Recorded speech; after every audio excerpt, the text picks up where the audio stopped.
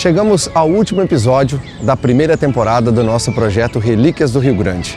Para encerrar, vamos contar um pouquinho da história de Rio Pardo através das principais praças do município. Rio Pardo tem pelo menos 13 praças mapeadas no perímetro urbano e todas têm um pedaço importante dos capítulos da Tranqueira Invicta guardado, com nomes, com homenagens, através das estátuas e até mesmo dos bancos históricos. Escolhemos algumas para relembrar parte desta história. A Praça da Matriz é oficialmente a Praça Protásio Alves, nomeada assim pela Lei Municipal de 14 de abril de 1959. Localizada em frente à Igreja Nossa Senhora do Rosário, é uma das praças mais conhecidas da cidade. O local é usado para lazer e também recebe alguns dos principais eventos do município. Protásio Alves, que dá nome à praça, foi um riopardense que nasceu em 21 de março de 1859. Ele se formou em medicina no Rio de Janeiro e atuou como secretário do interior nos governos de Borges de Medeiros, Carlos Barbosa e Salvador Pinheiro Machado.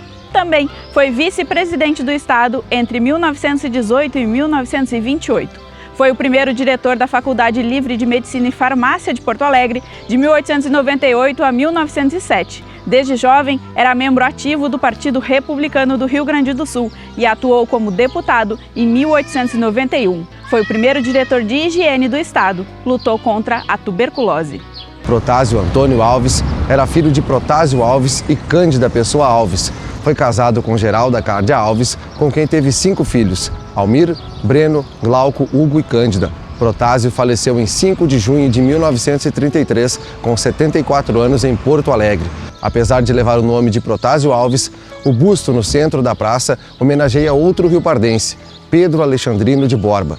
Doutor Pedrinho dá nome à área em frente à Igreja São Francisco. A praça ganhou este nome através do ato municipal de 16 de agosto de 1928, considerando que os poderes públicos deveriam homenagear aqueles que se destacaram na coletividade, não só pelas qualidades, como também pelos serviços prestados à causa pública. Pedro Alexandrino de Borba fez medicina seguindo a própria vontade. O pai queria que ele seguisse a carreira militar. Em 1903, se formou em farmácia, 3 anos mais tarde, em medicina. Como médico, retornou para a terra natal, sempre se dedicando à caridade de um modo extraordinário.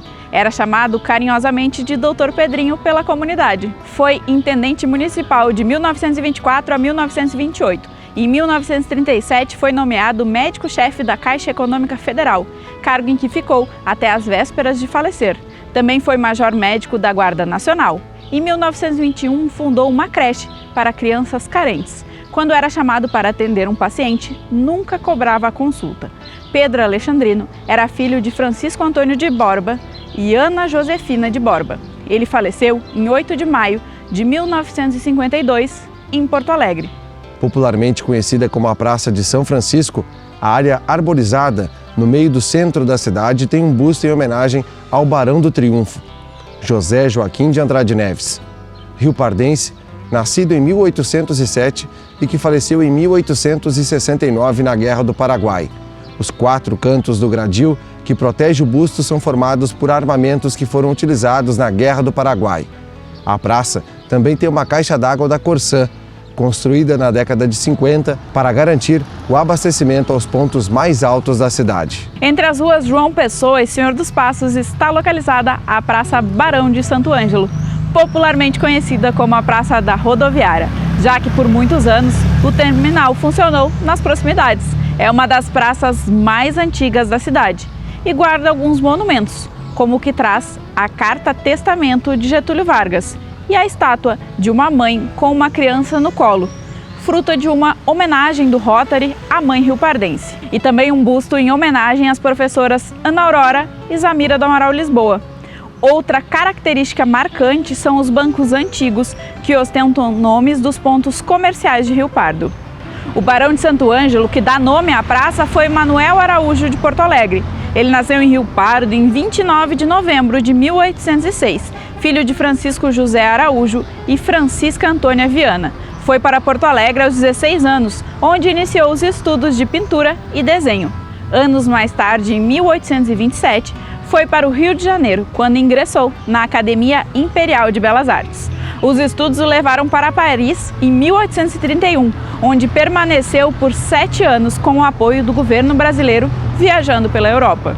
Retornou ao Brasil em 1838, assumindo o cargo de professor na Academia de Belas Artes.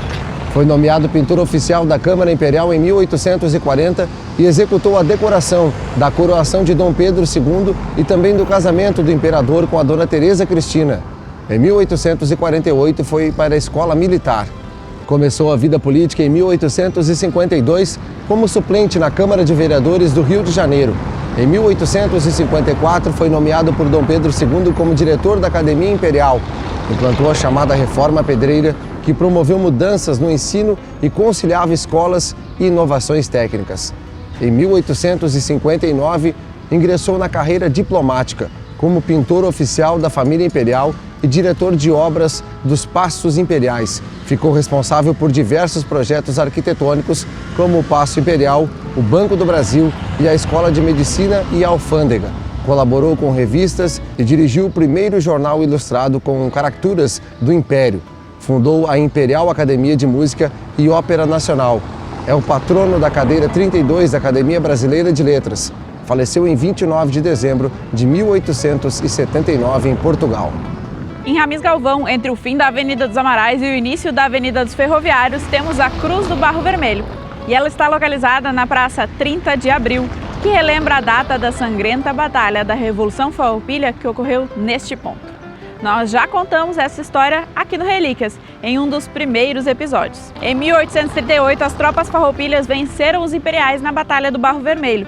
O ataque aconteceu durante a madrugada e foi rápido, pouco mais de 1 hora, envolvendo um efetivo de 2.800 republicanos contra 1.546 imperiais.